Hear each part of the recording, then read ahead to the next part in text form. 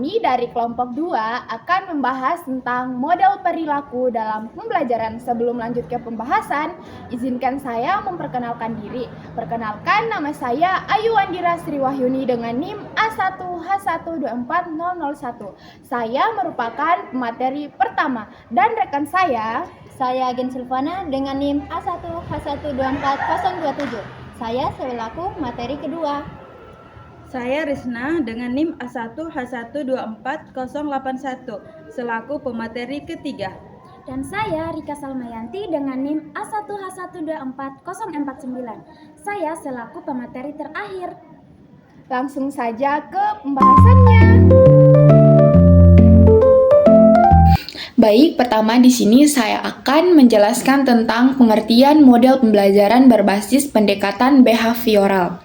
Secara sederhana, pendekatan behavioral adalah metode belajar yang berfokus pada perubahan tingkah laku nyata dari guru maupun siswa. Teori ini melihat bagaimana manusia bertindak dan bereaksi.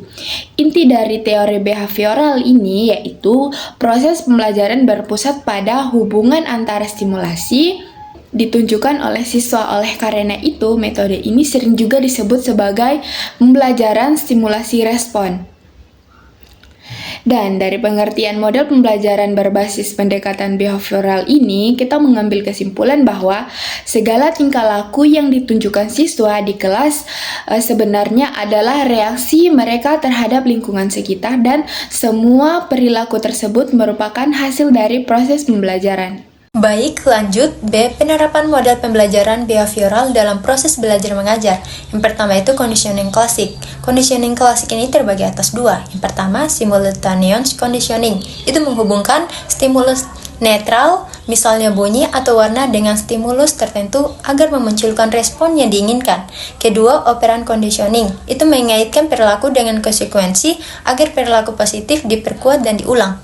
Kedua, pemberian rangsangan. Pemberian rangsangan juga terbagi atas dua. Yang pertama itu stimulus kondisional. Stimulus netral menjadi bermakna setelah dikaitkan dengan stimulus lainnya, sehingga menghasilkan respon tertentu. Dan kedua, delay conditioning. Itu stimulus diberikan secara berurutan dan berulang, agar hubungan stimulus respon semakin kuat. Ketiga, penguatan positif. Penguatan positif itu yang pertama penguatan pujian, itu memberikan apresiasi agar perilaku baik diulang. Dan kedua, pemberian hadiah. Pemberian hadiah ini untuk meningkatkan motivasi dan perilaku positif. Dan terakhir, penghukuman.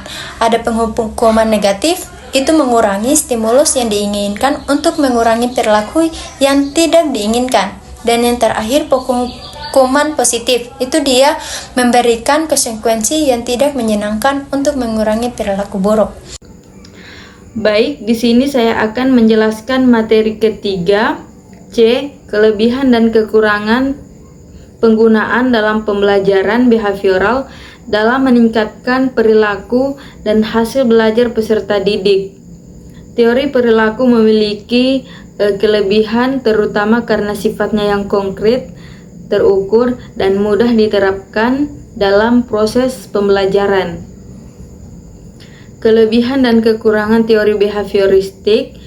Yang pertama, memahirkan pendidik atau guru untuk selalu bersikap teliti dan tanggap atas segala sesuatu yang terjadi di dalam proses belajar. 2.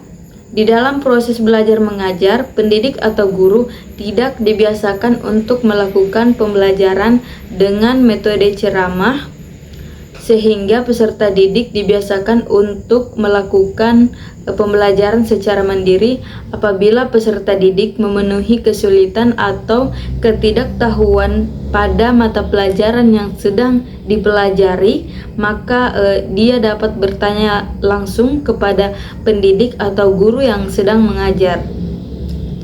3. Terbentuknya perilaku yang diharapkan pendidik atau guru, memberikan reinforcement atau penguatan dengan memberikan penghargaan kepada seseorang yang dianggap layak menerima, atau tidak memberikan penghargaan kepada seseorang yang tidak layak.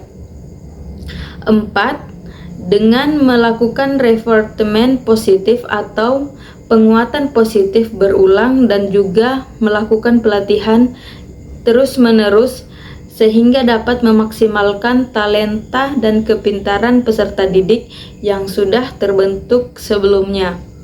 5. Pendidik atau guru telah menyusun bahan ajar secara terstruktur dari susunan yang paling sederhana sehingga yang lebih komplit dengan membuat tujuan pembelajaran yang akan diperoleh ke dalam bagi-bagian penting dalam terlihat kemampuan peserta didik untuk menguasai keterampilan di bidang tertentu dan muncul perilaku yang tidak berubah konsisten dalam penguasaan bidang tersebut. 6. Apabila respons atau tanggapan yang diinginkan belum tampak, maka dapat dilakukan penggantian stimulasi atau stimulus yang sebelumnya dalam motivasi yang baru sampai reinforcement atau tanggapan yang diinginkan itu muncul. 7.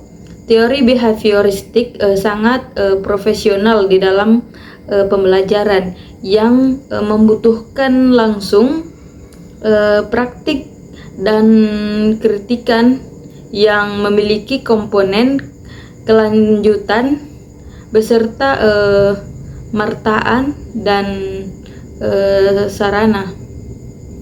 8.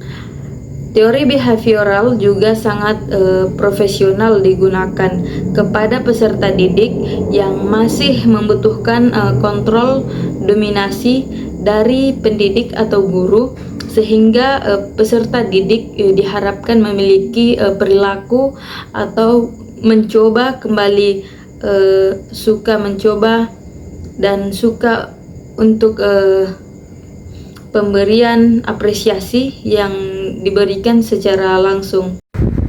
Selanjutnya, kekurangan dari penggunaan model behavioral dalam pembelajaran. Yang pertama, bahan ajar telah disusun terlebih dahulu.